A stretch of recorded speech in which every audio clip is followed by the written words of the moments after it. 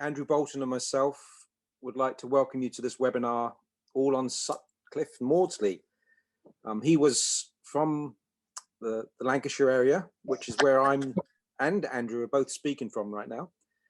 He was a mill worker, baptized in 1842, emigrated to Nauvoo, and there he painted some of the early church families. And so this is really quite an exciting little background, I think, on him and his life. Well, I also want to add my welcome to all of you. I'm just doing a little bit of logistics here. This is the 6th webinar of the British Isles Latter-day Saint History Association, and we're recording this session. So if you don't want to be seen, please remove your name and switch off your video.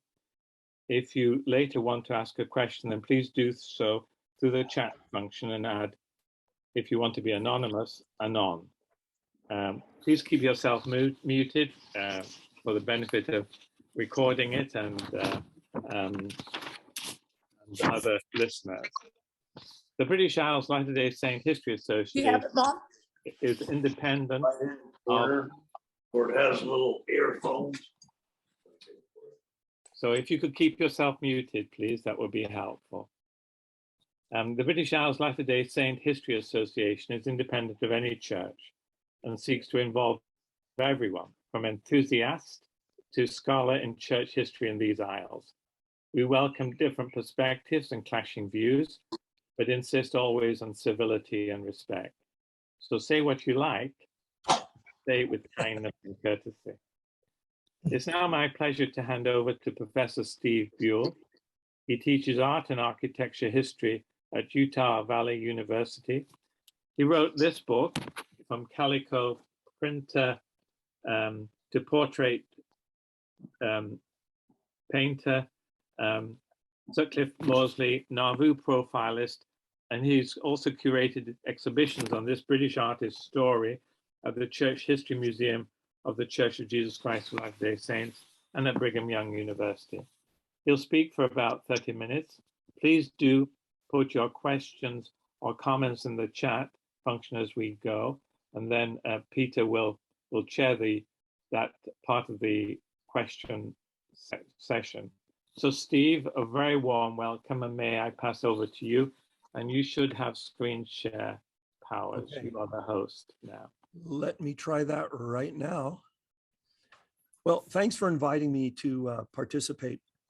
And I'm glad to be among the living again, because I've had a bad case of laryngitis and other things sort of floating around. So if I drink something during the presentation, it's to keep me lubricated. A profile image of LDS founder Joseph Smith has been used for decades by the LDS Church at Community of Christ historical sites and for a number of publications. Students of Latter-day Saint history may be vaguely familiar with this image of Joseph, but the artist and his works still remain little known. Sutcliffe Maudsley's story is one shared by thousands of early LDS converts who, with great faith and hope, left very harsh conditions in England for a new life in America. Maudsley, however, stands out from all the others in that his images of key LDS figures are the earliest such images. And in some cases, they're the only images that are presently known. As an artist in Nauvoo, Maudsley played a key role that for the most part has been underevaluated, because his pictures really are the de facto official images of early Mormon leaders and their families. His story is fascinating, and I think it's quite moving, and it belongs to all connected to or interested in early Latter-day Saint history. I've organized my comments today in 3 very short sections. First is the life of the Maudsleys in England. The second is the Nauvoo period with a very small sampling of his paintings. The third is the post-Nauvoo period of his life. Sutcliffe Maudsley's life in England coincides with the Industrial Revolution, the 80-year period that transformed society in a number of profound ways. It sounds like some of you have your microphones on. So if you'll be sure to mute your microphones. While the advances made during this period in manufacturing made select individuals and factories and nations wealthy, the prosperity often took a huge toll on the masses of undereducated and those already poor.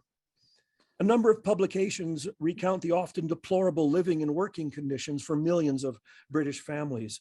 The most vulnerable were children who were forced to work in order to help the families survive. One study I saw shows that in the late 18th century, 2/3 of the workers in 103 cotton mills were children. Laws passed in 1833 and 1844, the Factory Acts, established that children under 9 years of age were not allowed to work. Unfortunately, enforcing those labor laws was nearly impossible, and consequently, children as young as 5 and 6 years of age could be found working in coal mine and textile factories. Some accounts, they worked up to 12 hours a day. The often wretched conditions did not go unnoticed by British writers, including Dickens and Blake and many others. A poem by William Blake, published in 1808, coined the phrase, the dark satanic mills. This referred originally to flour mills, but it quickly took on a broader application and was used to describe cotton mills and coal mines, which were seen as, quote, mechanism that enslaved millions of British workers, including children, unquote. It was often within this rather bleak world that Sutcliffe Maudsley lived. Sutcliffe Maudsley was born on May 9th, 1809 in Accrington, Lancashire, England, the first of 2 sons born to William Maudsley and Ellen Greenouch. The Maudsleys were a typical family for their time and place. Life was often harsh. Most families experienced difficulties and poverty.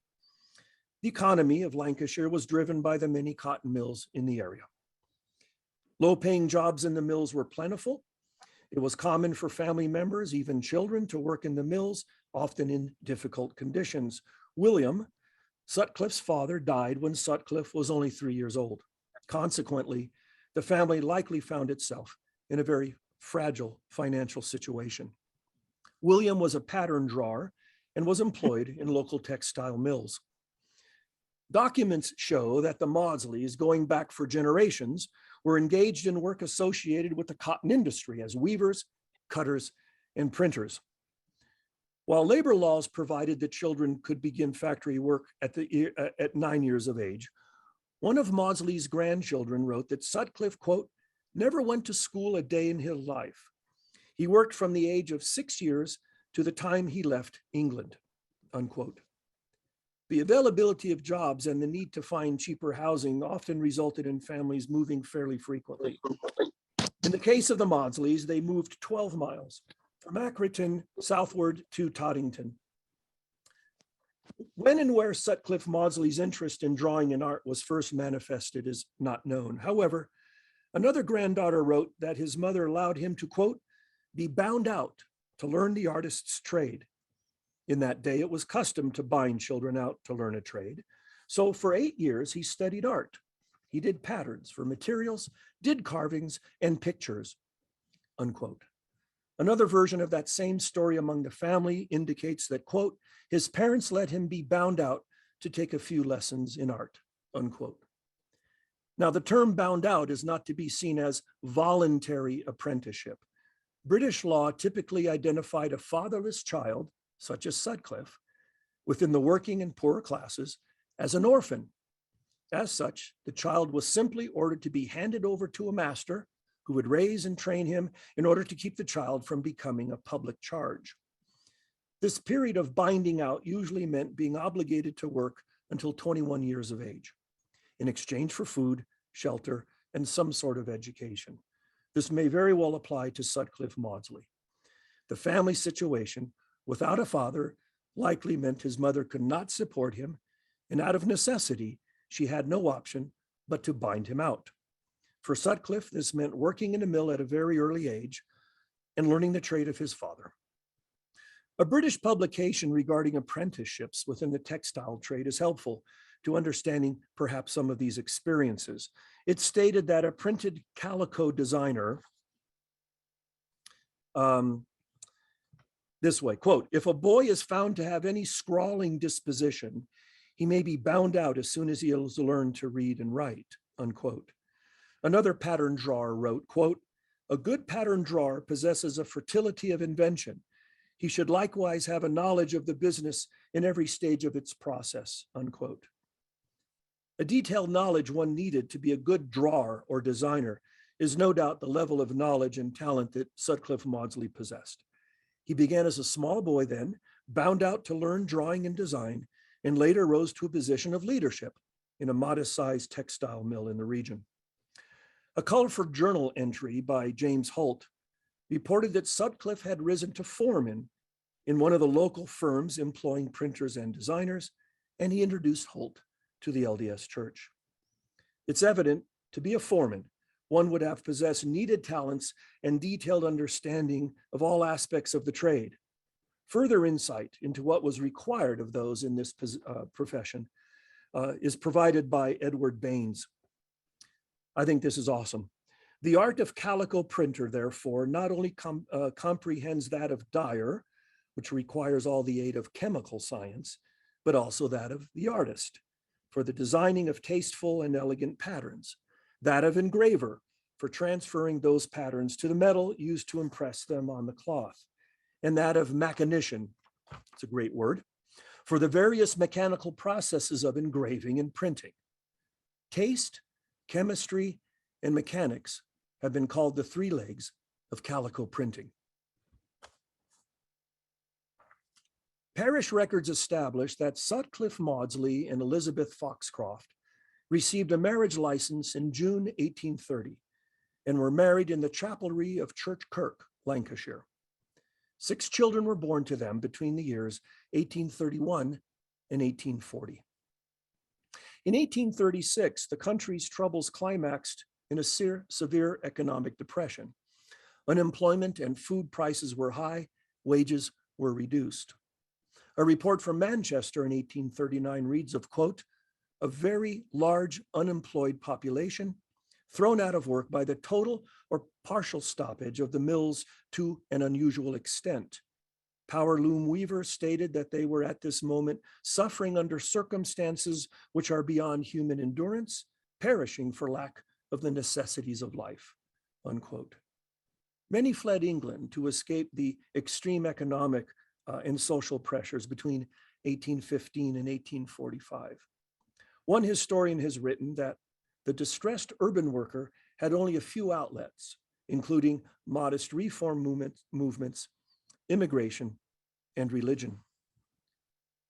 Within these circumstances, Mormon evangelism among the English labor classes was very successful. The message preached by the first missionaries in 1837 spoke of a new heaven and a new earth, of brotherhood, equality, and of immigration to the kingdom of God, referred to as Zion. The offer of a new life for body and spirit was immediately attractive to a number of potential converts. Zion in America was a promised sanctuary from the sorrow and the poverty plaguing many of them. Within the first 4 years of the Latter-day Saint movement in England, nearly 4,000 individuals were baptized. And Preston, shown here, an industrial city only a few miles from where the Maudsleys lived, became the mission center for the church. Sutcliffe and Elizabeth were baptized in 1841 and were members of the small Tottington Branch. A few months later, in early 1842, Sutcliffe and his family left their home, their extended families, and the difficult life they experienced with faith and hope in a message of a new beginning in a new land. The prospect of beginning a new life with a large body of saints gathering in America was attractive to those who had lived under difficult conditions, such as I've described. In 1840, Brigham Young and other apostles met in Preston and announced the doctrine of the gathering, which stated the belief that the heirs of the house of Israel were to gather in Zion, identified as Nauvoo, Illinois. Brigham Young and apostles, they meet in Preston and announce this doctrine of the gathering. So the belief then was that the heirs of the house of Israel were to gather in Zion, identified as Nauvoo. This notion of the gathering was a key doctrine. It was taught by the traveling missionaries, of course, and the Maudsleys would have heard this at conferences in Preston and Manchester. Beginning in fall 1840, the LDS British Mission under Parley P. Pratt and Joseph Fielding began chartering ships to transport immigrants to America. Notices in various editions of the Millennial Star reveal that the cost per adult was typically £5 or less, and half that amount for children 14 years of age or younger. Those under 1 year of age traveled free. For the poor families, the trip to America would have consumed any monies or savings they had. The trip was often difficult, often dangerous, as recorded by a number of diaries of those who made the trip. Notwithstanding the many difficulties, one passenger commented what many must have felt, quote, "I believed in the principle of the gathering and felt it my duty to go, although it was a severe trial to me, in my feelings to leave my native land and the pleasing associations I had formed there. But my heart was fixed. I knew in whom I had trusted, and with the fire of Israel's God burning in my bosom, I forsook my home," unquote. The Maudsleys, and now it's not advancing, so let me just go out. There we go. The Maudsleys, with members of the Tottington Branch, sailed on a triple-masted ship called the Hope. It left Liverpool on February 5, 1842, with around 270 passengers, and arrived in New Orleans on April 1st, 1842. Upon arriving in New Orleans after 57 days at sea, the immigrant saints immediately purchased passage on a steamboat heading up the Mississippi. Passage to Nauvoo, a distance of 1,500 miles, cost around 15 shillings, including freight. The Maudsleys traveled either on the Amaranth or the Louisa. Both steamships delivered the immigrants from England to Nauvoo on April 13, 1842. That was a 12-day trip up the Mississippi. When the Maudsleys arrived in Nauvoo in spring 1842, the saints had been there only 2 years, almost 3 years actually. And during that short time, they had transformed the mosquito-infested swamp into an area of farming and commerce. Earlier that year, Joseph Smith had announced that the saints were to build a great temple on the bluff overlooking the town below. The Maudsleys arrived to find a city that was bustling with activity related to the construction of a number of fine wood and brick buildings, as well as work on the temple's foundation and basement. The transformation of this forgotten land on a pronounced bend in the Mississippi was a miracle, and the saints felt that they had finally found a permanent home following years of persecution in Ohio and Missouri. In July 1842, a few months after the Maudsleys arrived in the city, Heber Kimball, upon returning from a mission to England, stated that when he left, there were but 30 buildings in the city, and he returned to find over 1,200, with others under construction. By summer 1845, the population of Nauvoo had grown to around 12,000, a remarkable increase in only a few years. As impressive as the growth and prosperity were, Nauvoo was not without its problems. Today, we see neatly restored structures in a beautiful, idyllic location, but this belies a city once crowded with hundreds of shanties and crude one-story structures.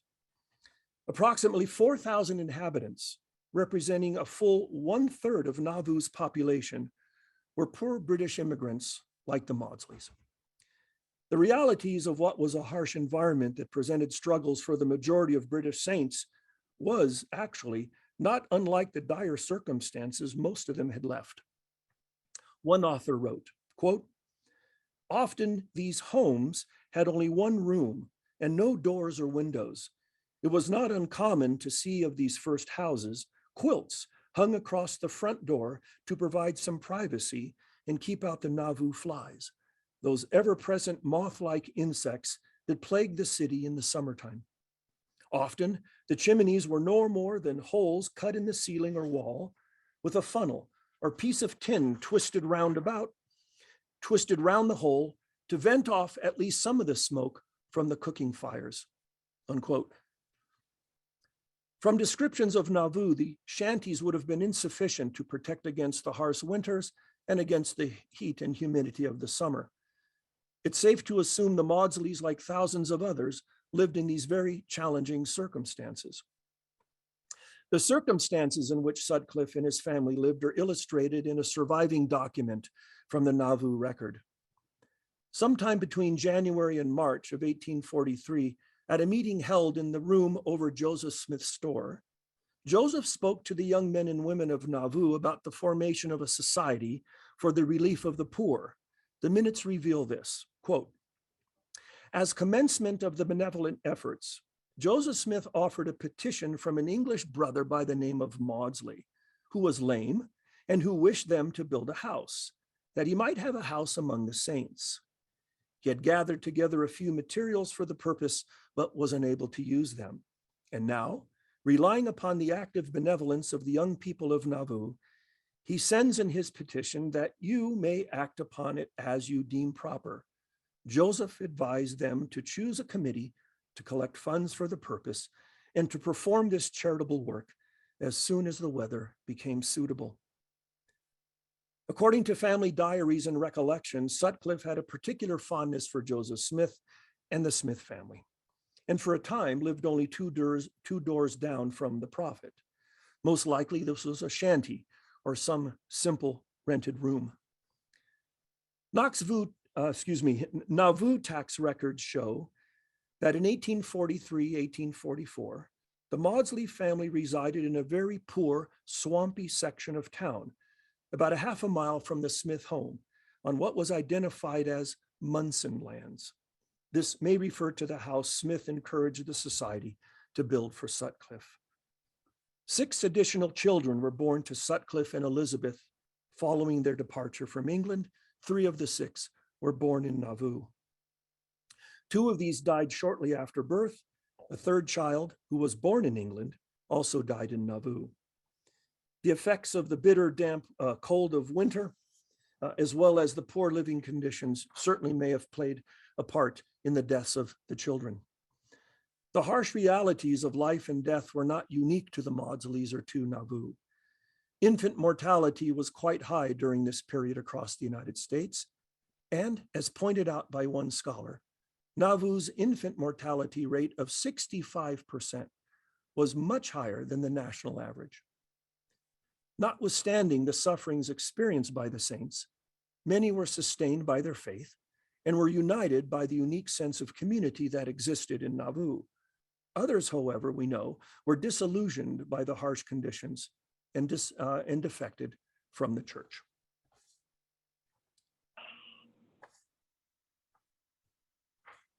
Minutes of a meeting held on June 25, 1842, directed by Joseph Smith record, quote, "Sat for the drawing of my profile to be placed on a lithograph of the map of the city of Nauvoo," unquote. A month later, Willard Richards visited a Mr. J. Childs in New York with the profile and other materials for the production of the map. Engraved copies of the popular map were produced and advertised for sale. Included on the map, along with the image of Joseph, is a reference to the Nauvoo temple, although the temple's appearance here is very much unlike the temple that was eventually completed a couple of years later. The engraved image of Joseph Smith on the map is based on the original by Sutcliffe Maudsley. Below the engraving, in fact, we read S. Maudsley, Del, 1842. Del standing for delineator, or one who draws, one who makes lines. According to one author, the original Maudsley work was purchased in 1982, the work on the left, after being found tucked among old books and records purchased in a garage sale in Salt Lake City. It was believed to have been preserved by the family of Brigham Young. I wonder if other Maudsleys are tucked away out there somewhere, waiting to be discovered. I suspect there are. The profile of Joseph Smith, Lieutenant General Joseph Smith, in Nauvoo Legion uniform, measures a little more than 8 inches by 5 inches. Though damaged, the colors retain much of their original brilliance, and studies related to the uniform worn by Joseph inform that Illinois law required militia officers to wear a blue coat and white pantaloons, consistent with the regular US Army military uniform at the time. Joseph wears a white shirt under the dress coat, gold epaulets on his shoulders, a black belt, and a decorative sash. The red sash is an indication that the individual was affiliated with the artillery. Another reference to artillery is the insignia on the upper arm that has been identified as flames shooting out of a cannonball. Joseph's chapeau, a French-style military hat with an ostrich plume, is placed on the table. The 5 pointed stars on the hat are details typical of the highest ranking military office in the American United States military. A second image of Joseph as Lieutenant General is slightly larger. Both paintings include delicate lines to create the eyes, nose, and mouth. Until the discovery of the image on the left, it was believed that that on the right was the original for the engraving on the map of Nauvoo. It's not known if the image on the right is based on a second sitting or, as I believe, was merely copied and slightly modified, especially in the body, from the earlier image, perhaps the one on the left. A number of studies over the past 3 decades have attempted to establish what Joseph Smith looked like. While these simple paintings by Maudsley are merely profiles, analysis and comparisons I'm aware of, especially with the death mask of Joseph Smith, have led many to argue that the Maudsley images are in fact very accurate. Maudsley's works are absolutely typical for this period among artists who are considered folk artists or plain artists. Some of you may recognize these images. Included here are British and American contemporary images. In my view, when comparing Maudsley's art with contemporary profile painters, I think that in most cases, his images are far more interesting, far more sophisticated. Analyzing his works more thoroughly within the broader context of 19th century folk art is needed. While Maudsley may have been accurate in terms of the profile heads, the lower bodies in his full-length figures, however, often lack that same accuracy. Body pose, stance, shoes, the placement of hands, especially when holding an object, perspective and general proportions are rarely convincing in these works of art. In this, Maudsley is typical of other folk painters. The emphasis, it should be remembered, with Maudsley's art is on the remarkable details of the faces. A likely companion to the image of Joseph is the image of Emma Hale Smith. Emma's clothing has been identified as a dark black riding dress, likely one she wore when riding with her husband as he reviewed the Nauvoo Legion's troops. She wears a ring on her third finger, on her left hand, as he does on his right hand. She holds a golden bird-headed riding whip. I believe not too long ago, I thought it was in the possession of a descendant of the family, actually. As in the painting of Joseph, there is a hat placed on the table. The black hat with a lace-like veil sits atop a brown table whose perspective is, as in other Maudsley works, inaccurately rendered. A very important double portrait is the work of Joseph Smith and his brother Hiram. The piece measures 13 inches by 10. On the lower left is by S. Maudsley. The work appears to have been given to Lucy Mack Smith, the mother of Joseph and Hiram, to Richard and Catherine Pettit, early converts to the LDS Church. According to Charles Lorenzo Pettit, who studied art under Mahan Rai Young, Young used this double portrait as a point of reference when making the bronze statues of the brothers that stand in Temple Square in Salt Lake City. Just another subtle example of Maudsley's often forgotten legacy. This work on the left then appears to be the original from which variations were printed and copies were made. An engraved image located in the archives of Community of Christ was created by Moses Martin of London, England in 1847. The image became very popular, was widely copied, and the number of copies, in fact, would attest to the popularity of these double portraits. It became very popular in Europe, Nauvoo, and Salt Lake City. Images of Joseph and Hiram, of course, would have been quite popular in 1844 after the brothers were killed in Carthage, Illinois. These two half-length profiles may have been done after their deaths.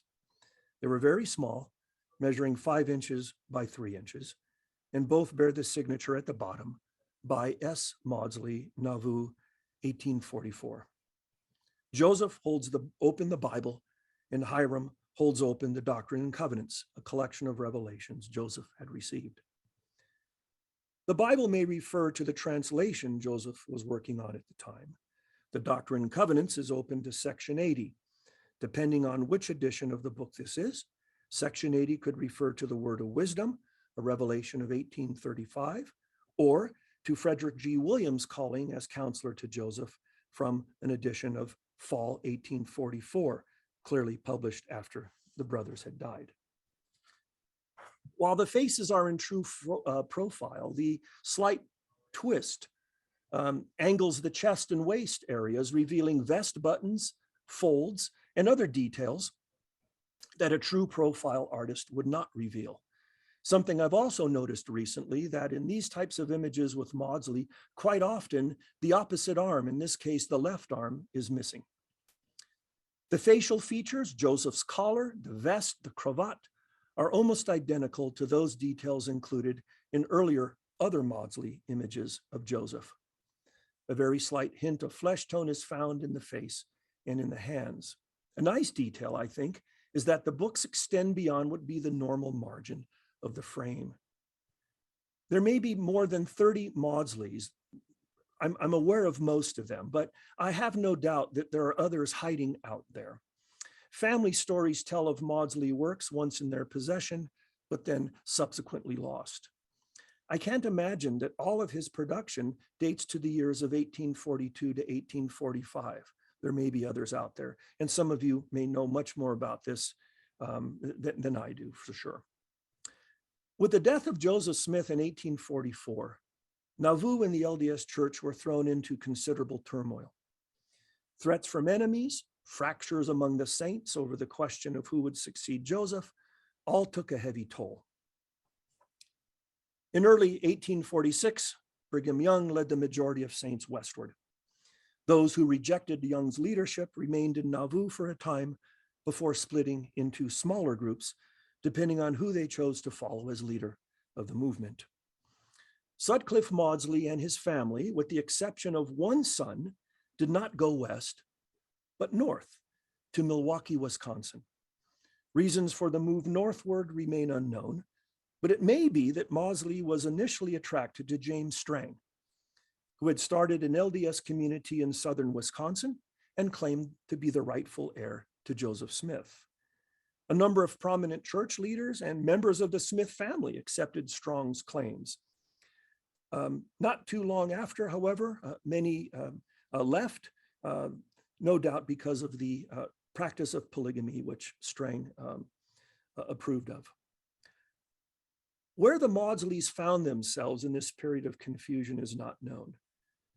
In 1850, after 4 years in Milwaukee, the family moved to Maquoketa, Iowa, and joined the reorganized church in 1862, 2 years after it was founded by Joseph Smith III. Moving west would have been a significant financial burden on the large Maudsley family. Sutcliffe's health was such that a long trip would have been dangerous. I believe, however, that the real reason for not going west was the family's love and support for Joseph and the Smith family. A granddaughter's journal reads, after the martyrdom of Joseph and Hiram Smith, Sutcliffe and Elizabeth joined the Josephite Church because of their belief that the honor of the presidency should descend from father to son, unquote. During the 4 years the Maudsleys were in Milwaukee, 2 more children were born. In the 1850 Wisconsin census, Sutcliffe is listed as painter. However, I know of nothing that was produced during this time. That's not to say there aren't any hiding out there. In 1850, when the Maudsleys moved to Iowa, the family consisted of 6 children, and the last child was born in Iowa in 1852. There's nothing known that I'm aware of related to his artistic activities after Nauvoo, as I've stated. It's difficult to believe that after 1846, he ceased painting. Perhaps there was no market for art where he lived. Perhaps photography had replaced painting by this time. We know that the family's financial situation had improved, and maybe creating paintings for badly needed income may not have been important as it was years earlier. The Maudsleys in Maquoketa built a fine wood-framed house, purchased a few lots in the city, as well as acreage outside the city. In the 1856 census in Iowa, Sutcliffe is listed as gardener. Is it possible his health did not allow him to paint any longer? In a later census, in fact, he was listed as an invalid. The Maudsleys were among the very few members of the RLDS church in that area, and preaching by church elders often took place in their home. Sutcliffe Maudsley died of asthma on November 9th, 1881. One obituary tells of the extreme pain he endured because of his asthma. It indicated that in the last years of his life, it was so bad, he was forced to sleep and exist basically sitting up in a chair. Less than 6 months later, Elizabeth died on May 22nd, 1882. They're buried in the family plot in Maquoketa today. There's much more to say about many more works of art. There's no time, but I hope the presentation has been informative in highlighting an obscure man who was always very typical for his time and place. However, he's remarkable. He's not obscure or typical in the sense that his artistic contributions to the early Latter-day Saint movement are singular contributions. I think his story is moving. It belongs to early LDS history. I think it's also important in that it's connected to British and American 19th century history and events. Sutcliffe Maudsley, an important person who deserves a little bit more attention.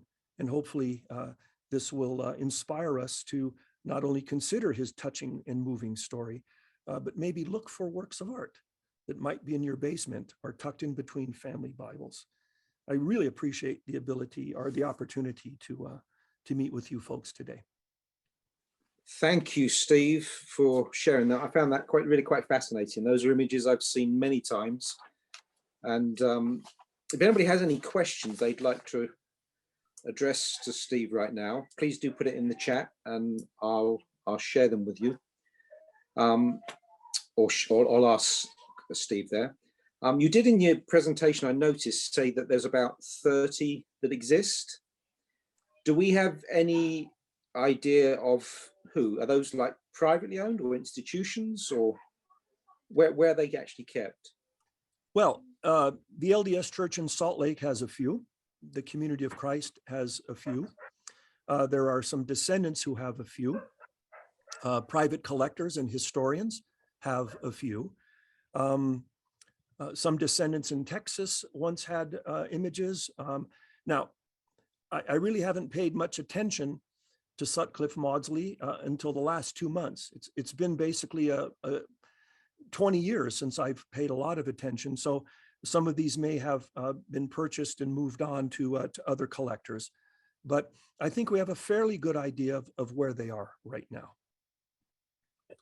This is a question that says, I'm related to Desdemonia Fulmer Smith, and I was wondering if you could speak further on her Maudsley sketch and Joseph's white broadcloth suit she claimed to make for him. Right, I didn't show that image because obviously there was a lack of time. I think in the book there is an entry that talks about that particular work of art. It seems to be a very important suit that the prophet wore and owned. And it seems to be an image that really is very much connected to the images that we looked at very briefly. But in the book on Maudsley, there is an entry, I think, that talks a little bit more about that particular image, that particular suit that's worn. Cool. A question: why are there no photos of Joseph? There are photos of Cowdery and the other two witnesses. That's a great question. I've often wondered why, in such an exciting place with this exciting group of people on the Mississippi, why were there no itinerant photographers moving up and down this sort of this interesting place? Now, there are those who claim that there have come forward or materialized some images that are believed to be early daguerreotypes of Joseph. There's a lot of debate. There's been a lot of research on those. But yeah, I think it's odd that there aren't more images of Joseph and some of these early LDS families. I don't know, but it's a fascinating question of why there aren't others. A question from Mary. She says, what medium materials did Sutcliffe use for his work? These and would he have had to send back to the East for these? Yeah, that's supplies? a good question. I don't know about where he obtained the materials. There could have been even closer sources, but they're watercolors, and they're watercolors that are generally referred to as gouache, which meant that a gouache would be sort of a chalky, powdery material, white, that could be added to the watercolor to thicken it up. Watercolor on its own is very volatile, very unpredictable. So the gouache would add a little bit of thickness, but they are watercolors on paper.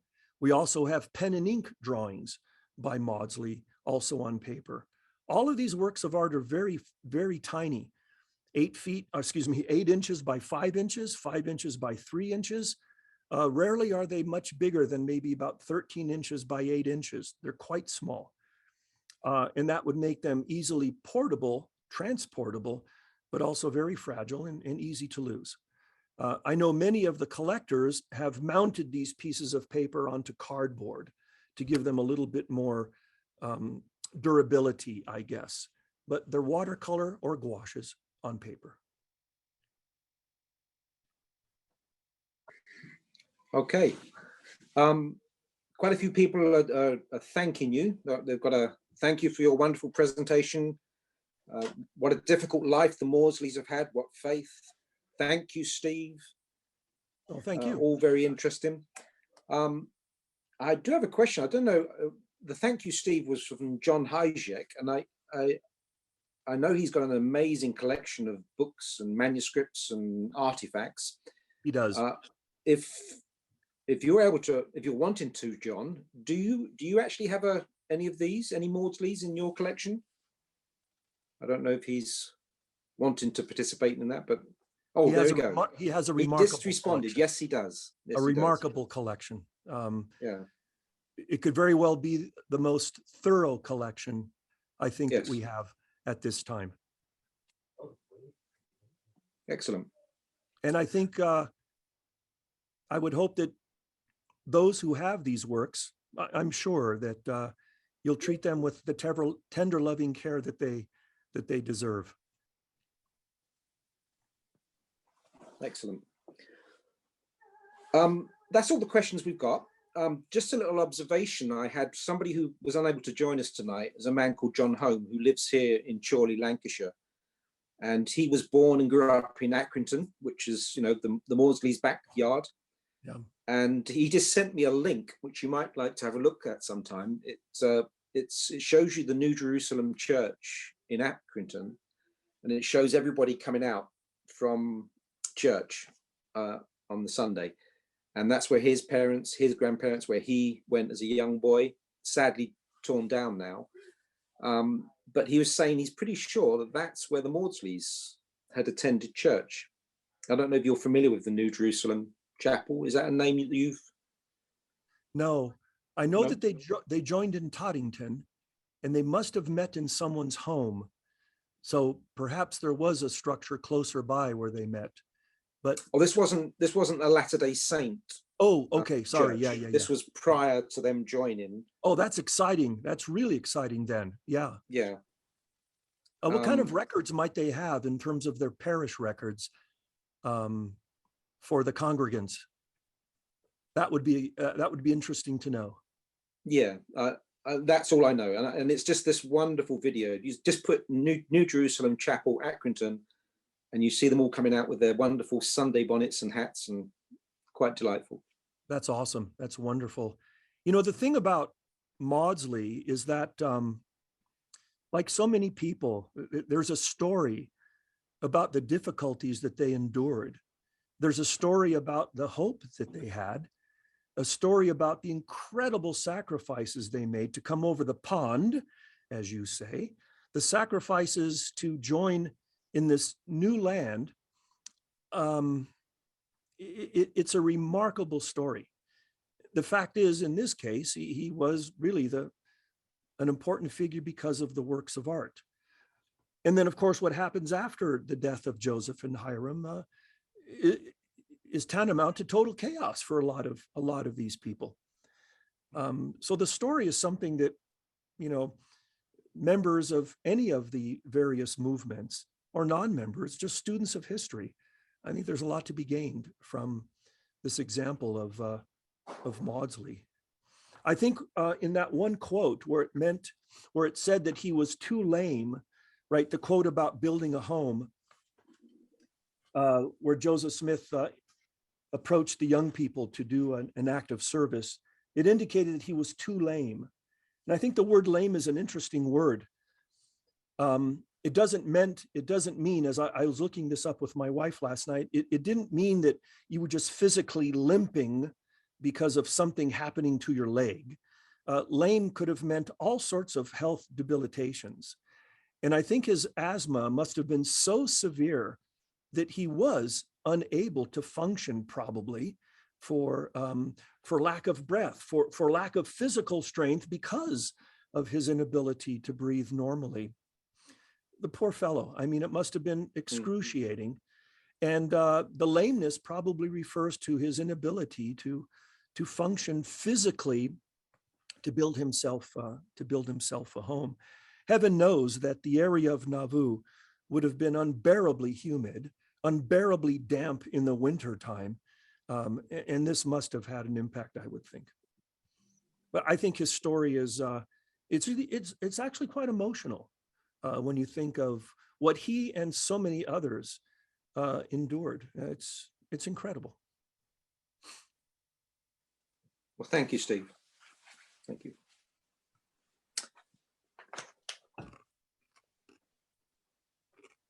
So shall we move to the closing, do you think, Peter? Yes.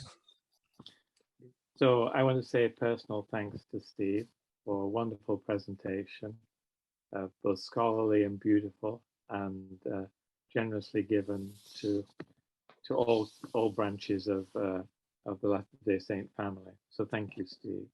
Thank you. I'm sorry I was so nervous that I messed up some words and some lines, but it's a bit intimidating speaking to people who are so far away, who are now friends, and intimidating, to speak to those who know much more about the history of the saints than I do.